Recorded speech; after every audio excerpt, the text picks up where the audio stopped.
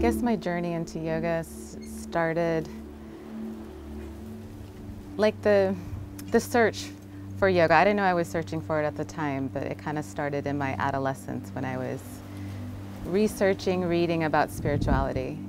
And so that's the first time I came across some of the yoga philosophy. So in a sense, I was introduced to the philosophy of yoga before I actually started practicing.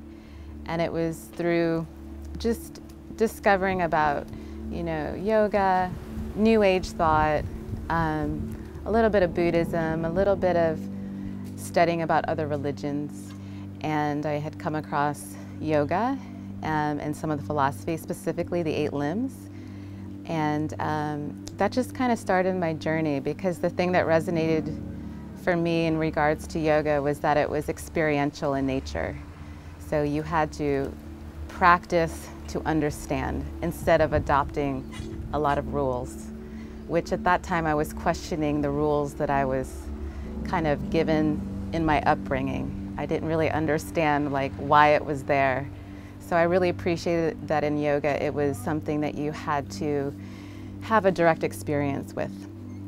And so, you know, a few years later I came across just the practice of yoga because I was experiencing some back pain, and I knew just through my research on yoga that it was very healing for the body as well. And when other things weren't helping me heal, seeing doctors, seeing therapists, I just started to do some simple yoga postures that I followed on a videotape, and it seemed to be the only thing that really helped, and that just kind of started my path.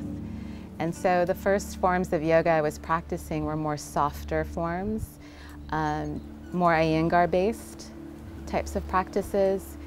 I was so struck by how healing the practice of the asanas were that I started to do more research, and then I came across Ashtanga Yoga.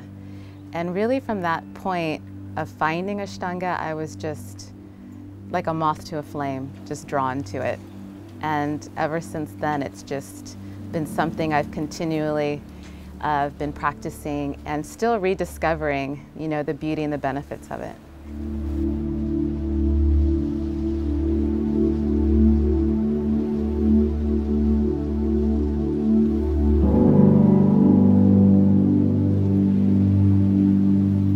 It just felt very complete, you know, like in regards to just the physical aspect of the practice, it felt very complete.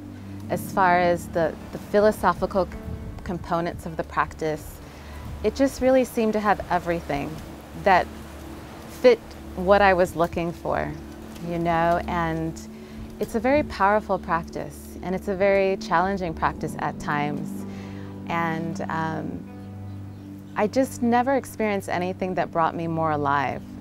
There was something about this particular practice that really brought this sense of vitality and connection that I didn't realize that was what I was longing for.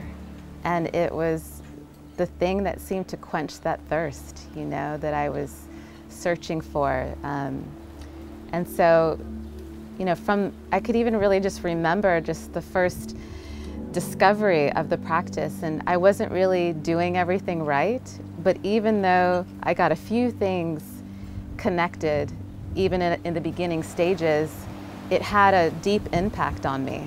So that's how I really knew it was quite powerful.